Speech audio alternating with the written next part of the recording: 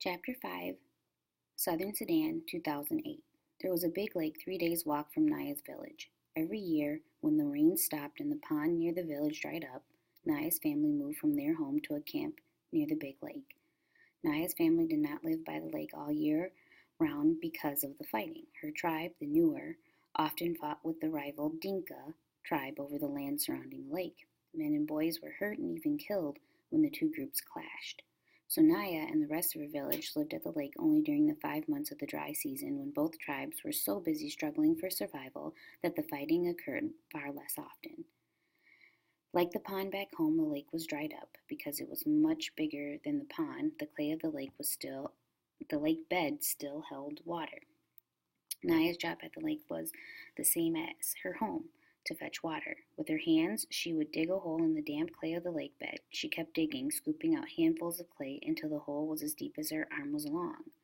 The clay got wetter as she dug, until at last water began to seep into the bottom of the hole. The water that filled the hole was filthy, more mud than liquid. It seeped in so slowly that it took a long time to collect even a few gourdfuls. Naya would crouch by the hole, waiting, waiting for water, here for hours at a time, and every day for 5 long months until the rains came and she and her family could return home. Southern Sudan, 1985. Selva's eye was swollen shut. Buxa's forearm was lumpy and raw. A friend of Buxa's had a fat lip. They all looked as though they had been in a terrible fist fight, but their injuries weren't bruises. They were bee stings. A fire had been started under the tree to smoke the bees out of the hive and make them sleepy. But as Buxa and the other Jerkol men were removing the hive from the tree, the bees woke up and were not at all happy to discover that their home was being taken away. They expressed their unhappiness very cleverly by buzzing, swarming, and stinging. Stinging a lot. It was worth it, Selva thought, as he touched his eye gingerly. His belly was a round lump stuffed full of honey and beeswax. Nothing had ever tasted so good as those pieces of honeycomb dripping with rich, luscious gold sweetness. Along with everyone else in the group, he had eaten as much as he could hold, and then a little more. All around him, people were licking their fingers in great satisfaction, except for one Dinka man who had been stung on his tongue. It was swollen so badly that he could not close his mouth. He could hardly swallow. Selva felt very sorry for him. The poor man couldn't even enjoy the honey. The walking seemed easier now that Selva had something in his belly. He had managed to save one last piece of honeycomb and had wrapped it carefully in a leaf. By the end of the next day, all the honey was gone, but Selva kept the beeswax in his mouth and chewed it for the memory of sweetness. The group got a little bigger with each passing day. More people joined them, people who had been walking alone or in little clusters of 2 or 3. Selva made it a habit to survey the whole group every morning and evening, searching for his family, but they were never among the newcomers. One evening, a few weeks after Selva had joined the group, he made his usual walk around the fireside, scanning every face in the hope of seeing a familiar one. Then, ouch!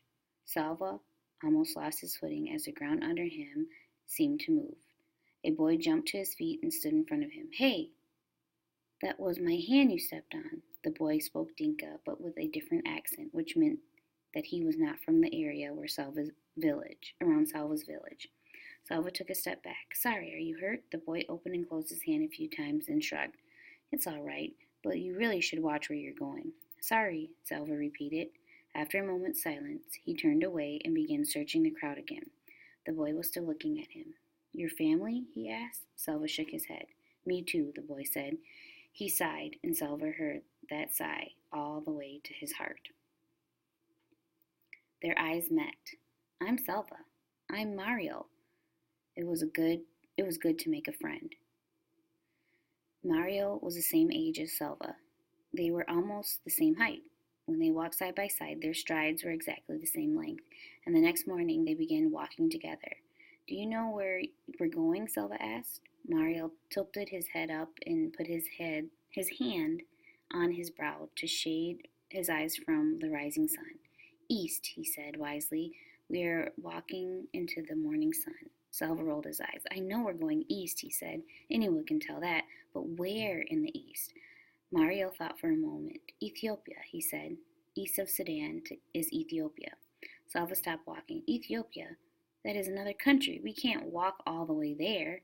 We are walking east, Mario said firmly. Ethiopia is east. I can't go to another country, Salva thought. If I do, my family will never find me. Mario put his hand around Salva's shoulder. He seemed to know that Salva was thinking, for he said it.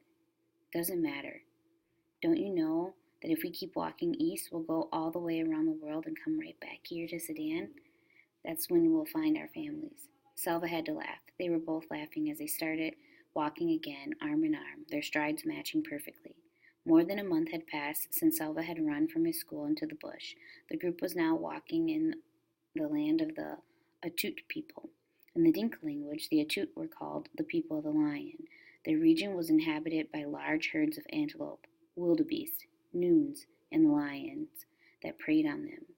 The Dinka told stories about the Atut. When an Atut person died, he came back to earth as a lion, with a great hunger for the human flesh he had once had. The lions in the Atut region were said to be the fiercest in the world. Nights became uneasy. Salva woke often to the sound of roars in the distance and sometimes to the death squeals of an animal under a lion's claw. One morning he woke bleary-eyed after a poor sleep. He rubbed his eyes, rose, and stumbled after Muriel as they began walking yet again. Salva. It was not Muriel who had spoke. The voice had come from behind him. Salva turned. His mouth fell open in amazement, but he could not speak. Salva!